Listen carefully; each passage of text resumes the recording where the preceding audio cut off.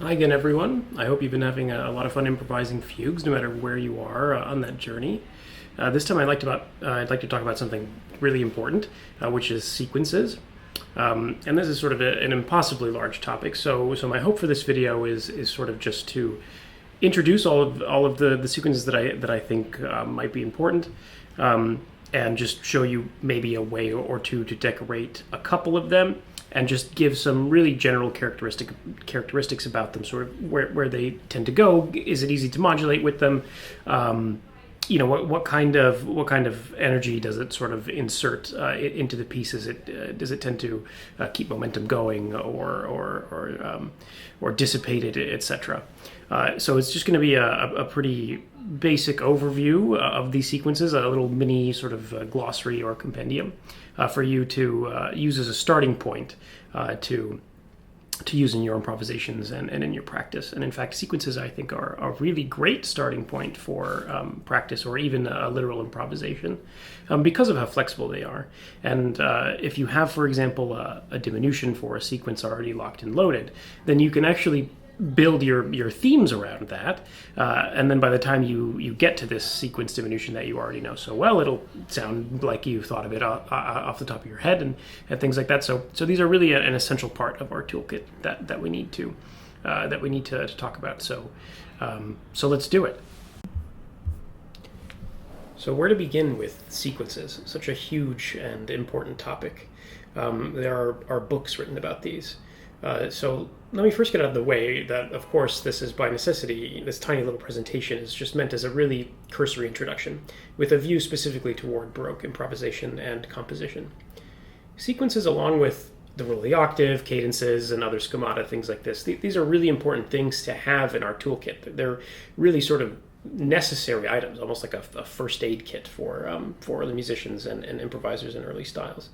So it's imperative to keep a little compendium of these in your mind, at least a few of them, and know how they can be used, and then learn to adapt them to the situation you find yourself in while improvising. So because of the mathematical richness of the diatonic scale, fundamental elements like these kinds of sequences that I'm about to brief you on, they can really quickly become really dense in theory and formalism if you allow them. And I'm going to try hard not to indulge that. So I apologize to all of the theorists that are watching.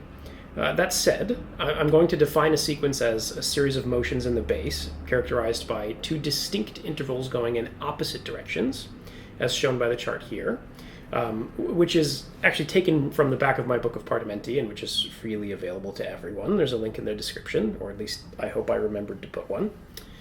So we'll be going through these more or less in reverse order of rarity, and I'll make just a few remarks about them. So, without further ado, let's get started with the king of sequences, the circle of fifths. So, here we are with our good buddy, the circle of fifths. This is a timeless, ubiquitous sequence. It's found from Corelli all the way to Gloria Gaynor. It's really found just everywhere, and it's easy to see why, because its properties are so nice, and they're so...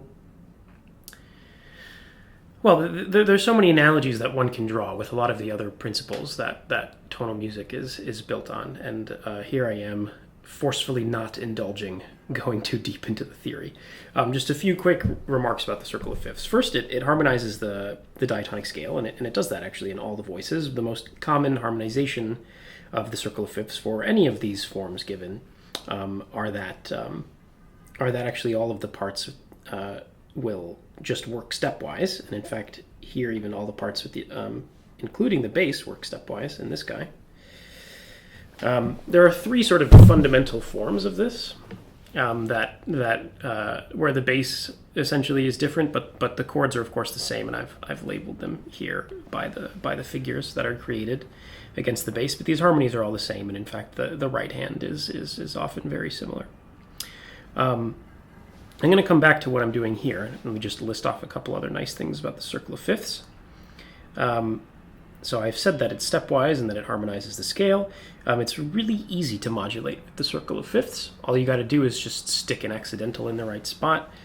For example, I can just stick a B flat here and keep the B flats going, and now all of a sudden I'm in F major, no problem.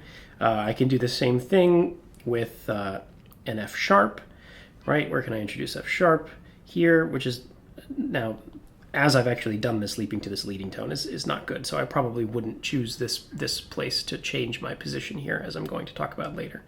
But if I hadn't done that, then F sharp could be introduced right there, no problem. In fact, you could probably just introduce F sharp here, and then it wouldn't be so bad over here.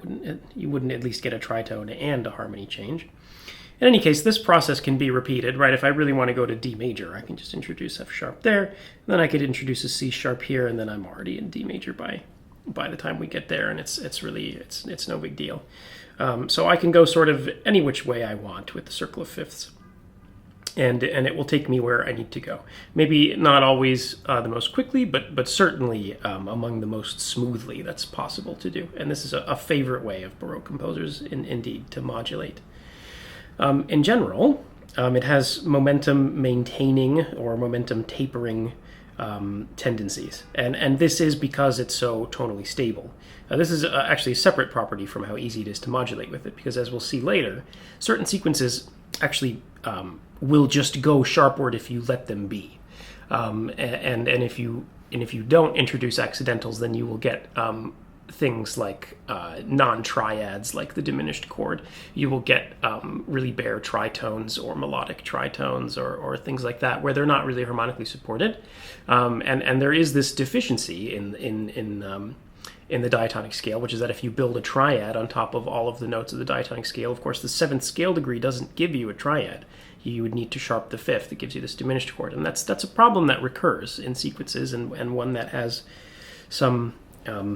There are some mathematical delights that one can play around in with that, but we're just going to mention it and move on.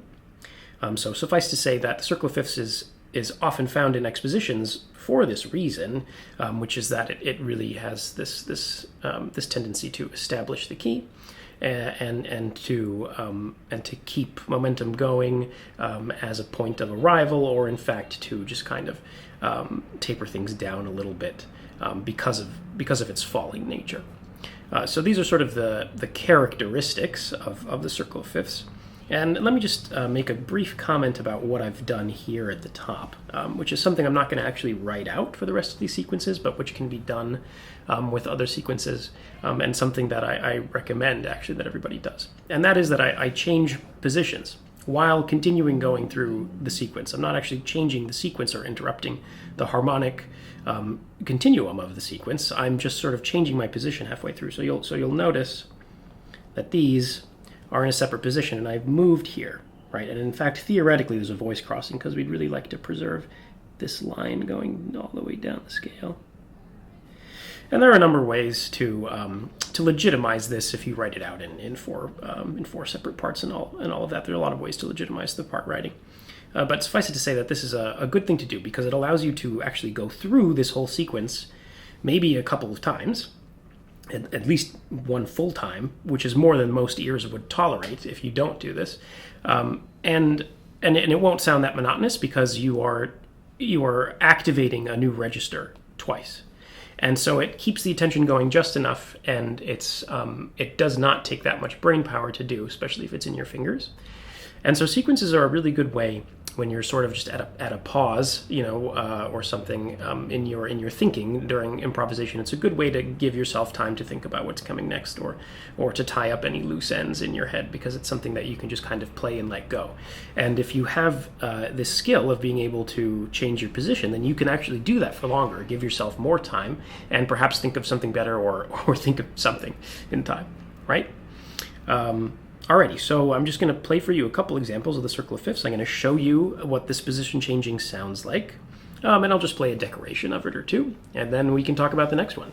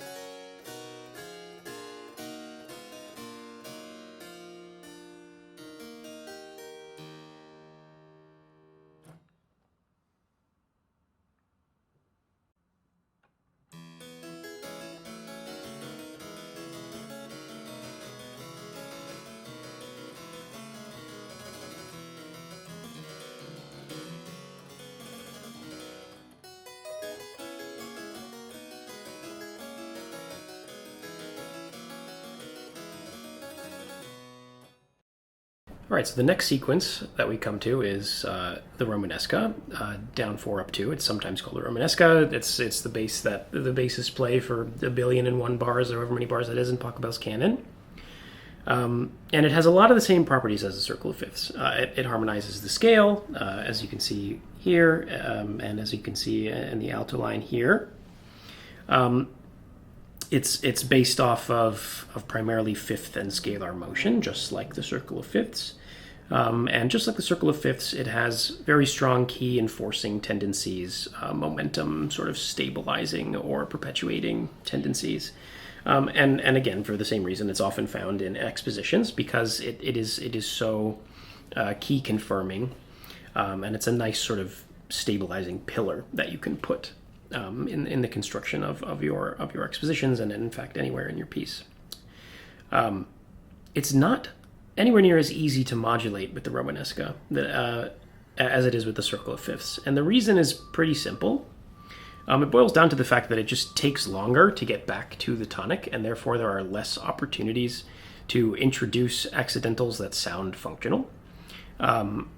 Related to this reason is that these are sort of grouped in 2 rather than 1. Whereas I could theoretically kind of group everything together like this in the circle of fifths. Each chord has the same sort of relationship between the last one. That's not true in the Romanesca, right? It's made up of 2 different kinds of stepwise motion. Recall that the circle of fifths is down 5 up 4, which is actually the same thing, right? If you do them at the same time. So it's really just made up of one sort of type of interval. And again, not so for the Romanesca. So, it'll take you sort of longer to get back to C from here, for example. Maybe I can introduce B flat there. But if I try to introduce B flat here, for example, then I've sort of got this tritone that comes out. And if I introduce B flat here, for example, and even if I take care to stick a C there and I don't double the leading tone and everything, this tends to sound more like an inflection than an actual key change. And this is one of the reasons that the Romanesca is so stable and key enforcing, and why you find them in expositions and things like that. And in fact, there's a whole inflected version where I encourage you to try this, and you'll be surprised that even though there are many accidentals that this contains, it really is still very much in the key. I've touched on this scalar version, which you can play. Of course, this is just taking the alto line and sticking it in the bass there, so it harmonizes the diatonic scale. And then this version here with the 4-3-9-8 suspensions is actually probably the most common form that this is found in, maybe even more than the basic version here. Certainly one of Corelli's favorites. And it's very pretty and natural, and so it's definitely something that you want to have in your toolkit is this version right here. So let's hear a couple iterations of the Romanesca and a couple things we can do with it.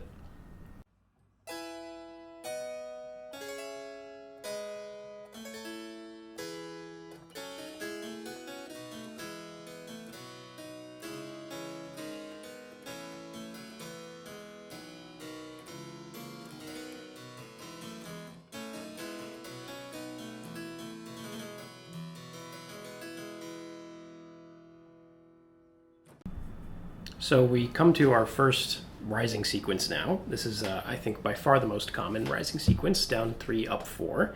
It's sometimes referred to as the rising 5-6 because of this very common iteration here. In fact, I would say this is more common than this basic version here.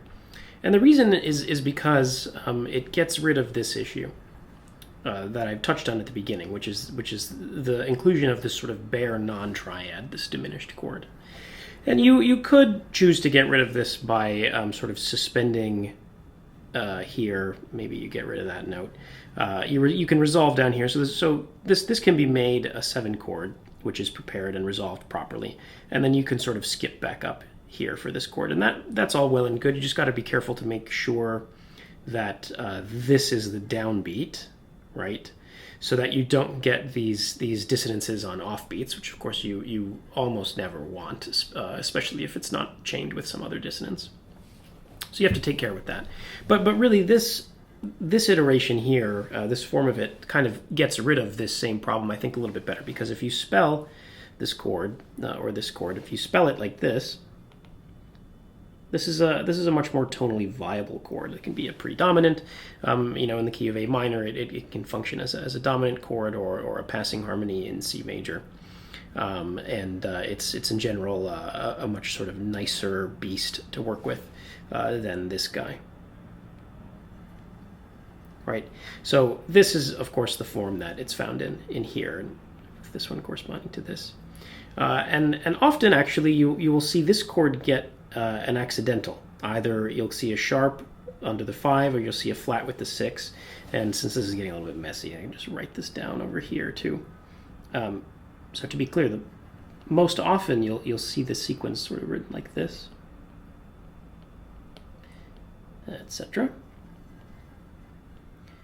See that sharped.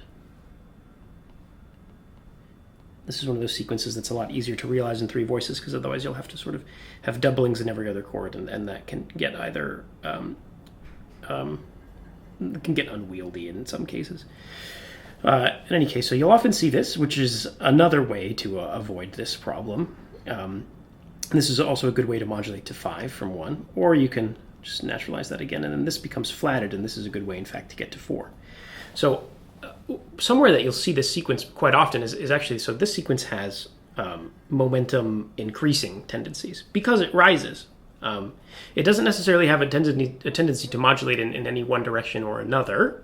You can flat things just as easily as you can sharp things in the sequence, like the circle of fifths.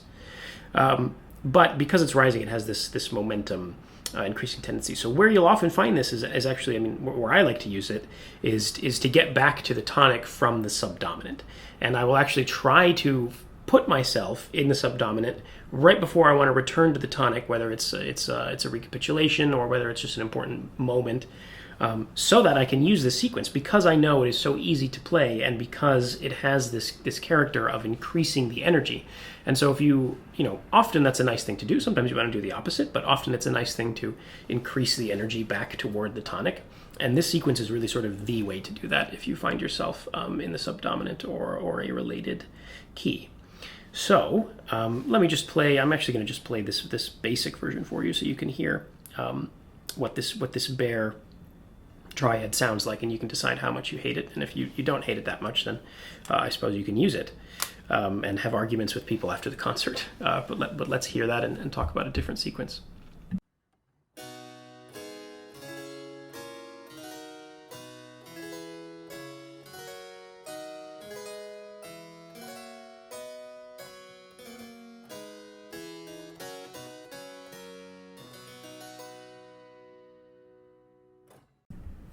Okay, so this next sequence here, down 4, up 5, or the reverse circle of fifths, I guess, even though it really has not that much to do with the circle of fifths at all, is one of, actually, I think I'm going to go ahead and say it. I think it's my favorite sequence. It's just so gosh darn beautiful.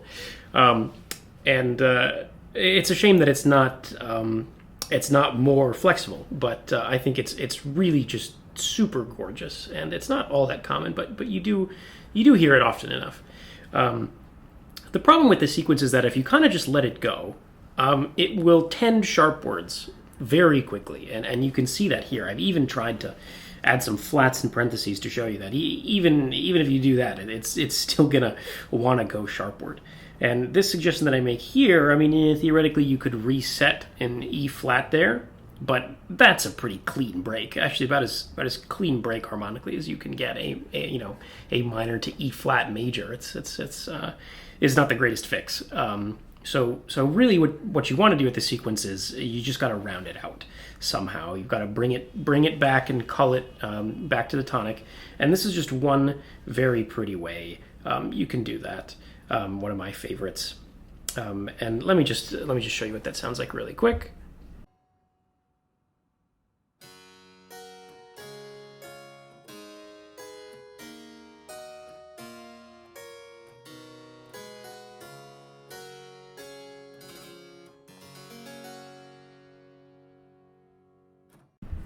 So just to say a few more words about this sequence here, which if I had more time, I would play 1,000 decorations of for you, because I love it so much. But just to say a few more things here. So you'll notice here that I've got totally sort of different form of it here, which uses a bunch of 6 chords, and this is actually the reason that I'm not including the sequence down to up 3, because I think really the most natural harmonization of that sequence really just amounts to this. So I'm going to skip that. I'm also going to skip the sort of conjugate of that. I'm gonna skip down or up to down 3, which we actually already covered in the circle of fifths. You'll notice the second bass that I gave has these motions. So these two sequences won't be treated separately. They'll sort of blend into the circle of fifths and this one. And this version here is actually a little bit more accepting of accidentals, as I noted over here. So I gave you an example of one way you can do that over here. And so if you really need to modulate using this sequence, you can use this form. But this form, I think, takes away a lot of the sort of profound beauty and the sort of austere, almost like spirituality of this sequence. And I hate using words like this, but it really... It's a humbling sequence for some reason. At least that's how I feel about it. I think it's very beautiful, and I think this form is less beautiful, but more useful. If you just leave it be up here in the most basic version, you can harmonize the whole tone scale. Not sure why you would really want to do that in Baroque music, but it's something you can do. Otherwise, I've taken the time to actually write out what I played for you just a minute ago here. And this is, I think, actually, I've seen this version in some treatises. I sort of reinvented the wheel myself here, but that's always good. That's always a good sign, I think. If you find yourself doing something and then you see it later, I mean, it means you're doing something right? So you can have this. Here you go. And I hope you enjoy this really, really beautiful version of this sequence that you can add into your bag of tricks. One final note here. You'll notice that the top two parts of this guy are based off of a point of imitation, at least until here. And whenever that happens in sequences, which is almost all the time, and I wasn't explicit about this in other sequences because, well, I mean, I have to leave some secrets to my students, right? Otherwise, what would they be paying me for? They could just watch these videos. I mean, in all seriousness, though, what you can do with these is you can trade decorations, right? So, for example, whatever I do with this one, of course, I can always do with the guy on top. So I can do something like this. Just, for example, off the top of my head here. Yum ba da da dee da dum, ya da da dee da da dee dee dee dee dee dee, etc., etc.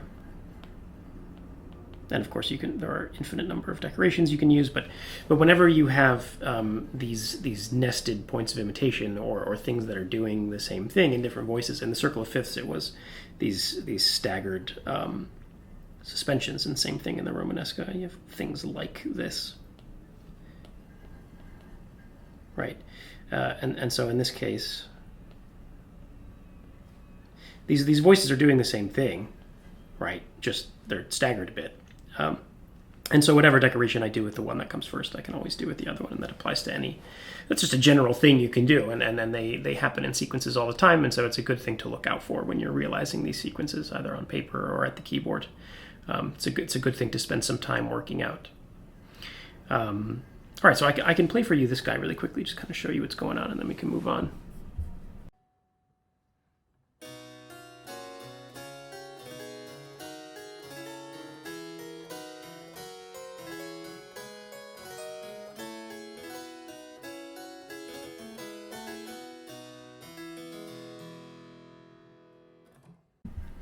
All right, so next up is another one of my favorites, a very useful and underused sequence down 4 up 3.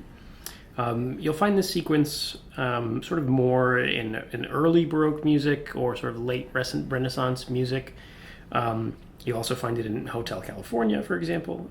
It was a favorite of Elisabeth Jacquet de la Guerre, which is one of my favorite composers, and she seemed to like this sequence a lot. I see it very often in her music, so if you want an example of some very good Baroque music that uses the sequence, you can check out her trio sonatas, which are lovely. It's very unique, I think. It really is. You can use it to harmonize any portion of the chromatic scale. So here I am in this sort of basic version of it. I wouldn't say that there's a really prototypical version of this sequence, but you can see in the alto line there, there's part of the chromatic scale. And if I really wanted to do the whole thing, the bass would look like this, and the alto line would follow the bass every other note. So this would be an A, then A flat, G, G flat, etc. And in fact, believe it or not, you can actually go sharpward with this sequence. I think it might seem like it wants to go flatward, and I might even agree with that statement, but it really is not so hard to go sharpward with this sequence at all, as I'm showing you here. So you can just introduce F sharp here, and this should get a sharp too. The fifth of that chord should get a sharp. And you can keep this as F sharp minor. You can put a 6 here if you want. That's quite common. You'll see certain 6 chords scattered about this sequence realization with this most basic bass. You can of course use a chromatic bass if you want. Any invertible harmony you can stick in the bass. So even if I don't list it here, and this goes for any of these sequences, there are other bass lines that one can create. I did it for the circle of fifths because it's so important, and those bass lines occur so often. But the same general theory of invertible, it's just applying invertible counterpoint, of course, is how you get different bass lines with the same harmonies. So let's see. What else do I have to say about this sequence? Told you it's very easy to modulate. Showed you what it sort of can do when it's left on its own. I experiment with all of you to use this sequence. So it goes, it's stepwise in sort of modules of 2, just like the circle of fifths, right? Whereas here we would have an F instead of a G, and here we would have an E. It sort of has a similar harmonic rhythm as the circle of fifths, right? And it shares an interval with it. So you can sort of put them next to each other in the right context. And these ideas that I touched on just now are explained a little bit better on that page that I showed you at first. So if you actually go and look for my Book of Partimenti at the link at the bottom, on the last page you'll see a little explanation of how these sequences can be sort of chained together. And I'll just play for you a basic version of this sequence, show you what it sounds like.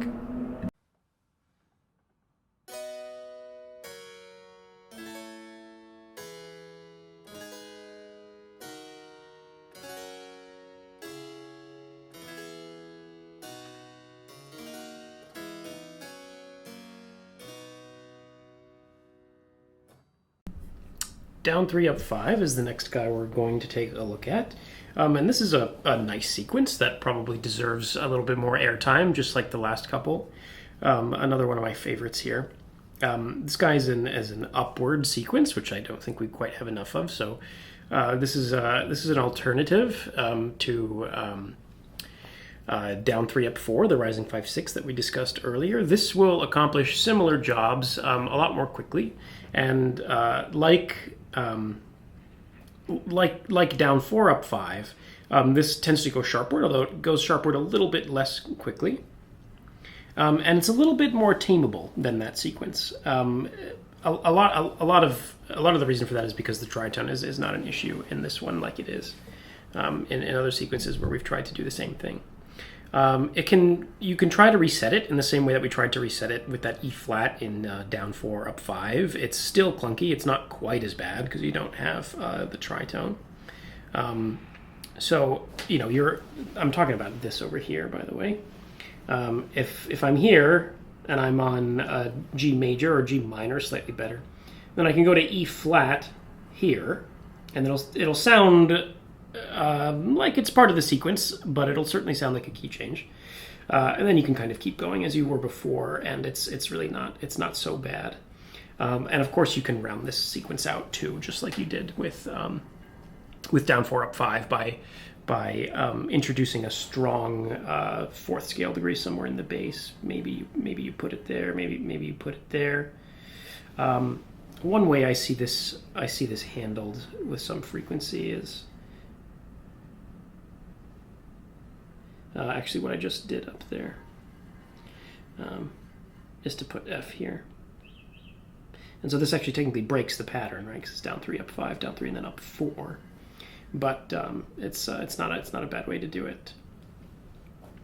I've shown just a couple possible iterations here and here. This is a version with so-called minor dominance. So you can just stick some 6s here, and you don't actually need the 5. You can just put the 6 right with the chord there if you really want. And here's a nice version with trading 7, 6, 9, 8 suspensions, which when you can get away with it is really nice. So I encourage you all to flesh these out for yourselves and try decorating them and seeing what type of contrapuntal makeup it has that you can exploit.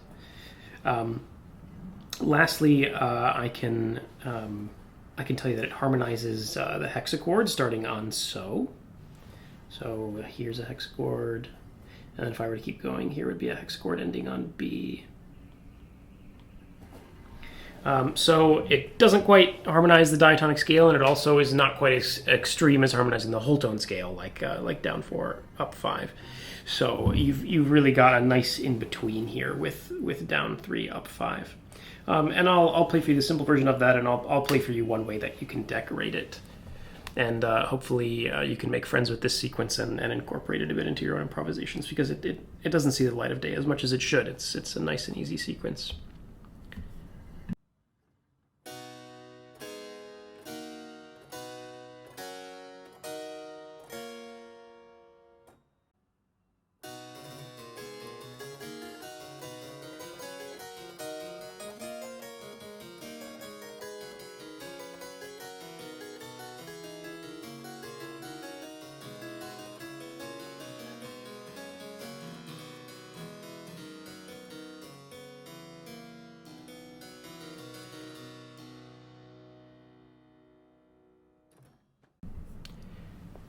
The conjugate of the last sequence, which is this one, down 5, up 3, is where we start getting into less useful territory. I mentioned before a couple of the sequences, up 3, down 2, and up 2, down 3, are really the most natural harmonizations of these things, are really just different, they're just sort of different voicings of other sequences.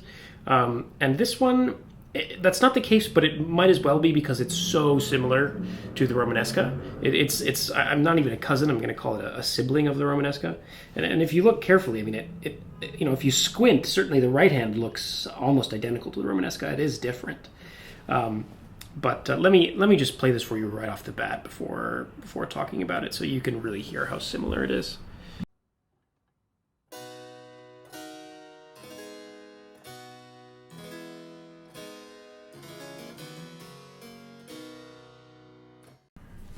So really similar, right? Sometimes I'll pass over this when I'm going over the sort of the most important key players in sequences with my students, just because it is so functionally similar to the Romanesca. There are some differences though that are not just that are not cosmetic. It's actually a little bit easier to chromatically alter this and modulate that way with this sequence. And by the way, there are other ways to modulate using these sequences, which I haven't actually mentioned, that aren't just sticking accidentals in them. That's an easy way to do it, and often the best one, but of course not the only one. And I'll perhaps cover some of these other ways in a different video. But you can do that with this sequence and it's a little bit more efficacious than in the case of the Romanesca. And the reason for that, I'm hypothesizing, is because this is a fifth rather than a fourth. When you have things that are a fifth, you have sort of these dominant tonic vibes, and it's a little bit it's a more forward directed interval, I should say. And that's sort of BS what I just said, but in that I can't really I wouldn't feel comfortable making that point in any type of official debate, but that's certainly how I feel about that. It's just an hypothesis about why this sequence works. It's certainly not a ridiculous thing. I'm comfortable enough saying it out loud and putting it in public for all to see, at least. So that's going to be my hypothesis for why this sequence is a little bit easier to have chromatic inflections that are more indicative of key changes. And it has a slight flatward tendency if you leave it unchecked, just like actually the Romanesca does. And you start running into that issue here, where you kind of are tempted to make that a B flat, because otherwise you got that tritone business that always comes back to bite us.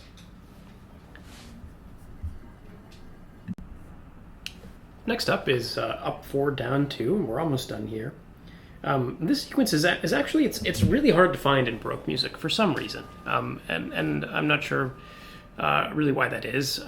It harmonizes,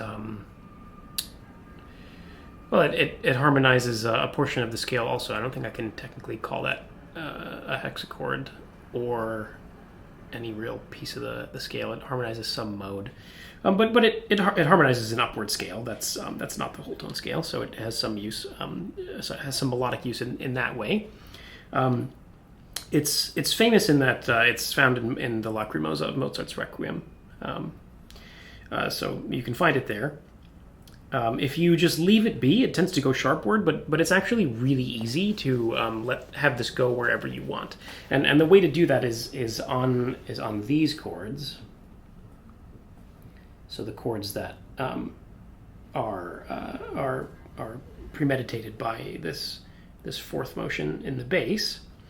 If you just flat the third or natural the third, if you lower the third, you can get these to go wherever you want, because this is just a series of literal dominant tonic motions, right? Dominant tonic, dominant tonic, dominant tonic. So, for example, here I can make that B flat in what should otherwise be G major, or I can make this C minor, and it all works out just fine. So it's easy to chromatically alter this sequence as well. It's one of the easier ones to do that with. There's a nice version here where you can have a chain. There's a nice chain here where you can have we can chain suspensions, which is always nice. So I'll show you both of these.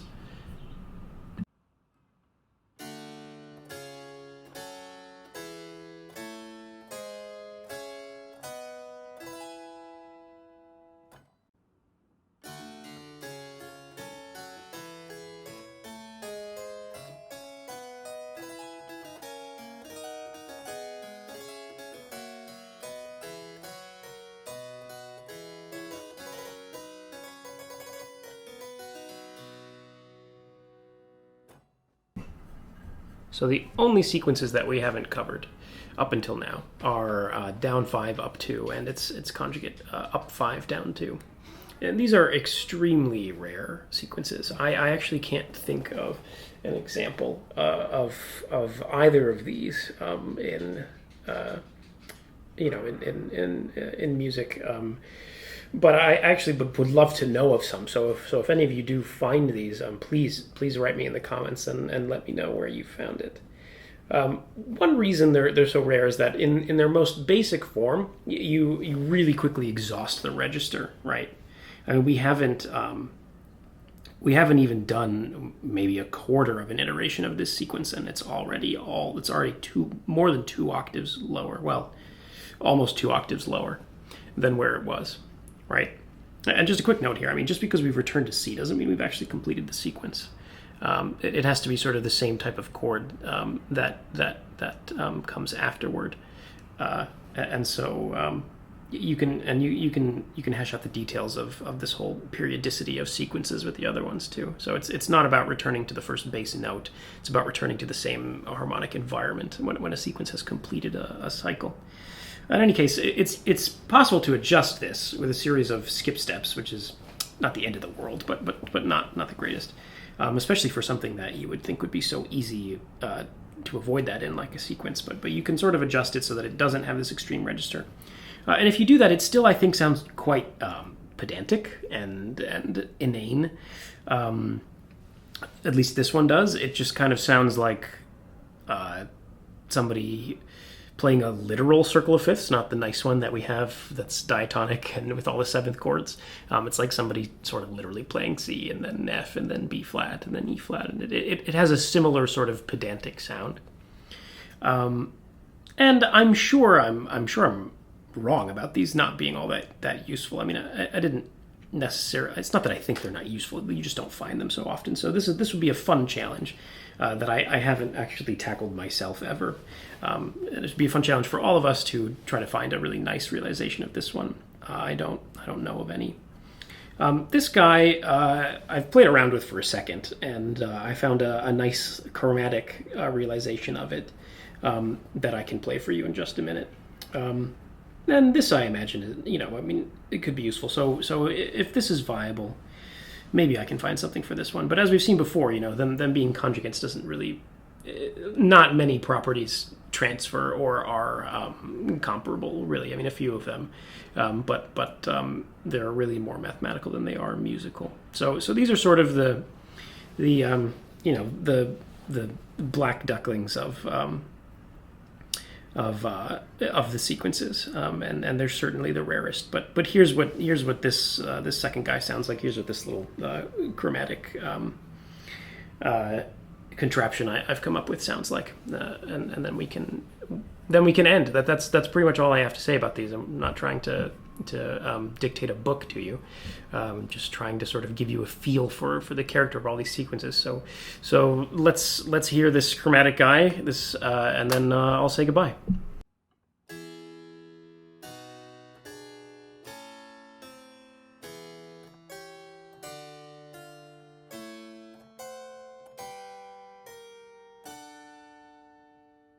Man, sequences are such an interesting and rich topic. I'm always left wanting, no matter how long I talk about it or fool around with them. So I apologize if you feel that way, but it's really hard to get in all of the interesting and pertinent details about sequences in such a short time. Nonetheless, I hope you found it informative, and I hope you can use some of this in your practice and in your improvisations. And I'm always quite willing to help if you have any questions, even if I don't respond right away. You're all quite welcome to message me on Facebook or send me an email, and I'm very happy to help. If you discover any particularly wonderful diminutions or sequence realizations that you think the world should know about, I would like to know about them too. So leave a comment or share it somewhere else, and then maybe I'll find it, or maybe you keep it to yourself and you use it in an improvisation. In any case, I hope you all had a good time. Thanks so much for joining me, and I'll see you all next time. See ya.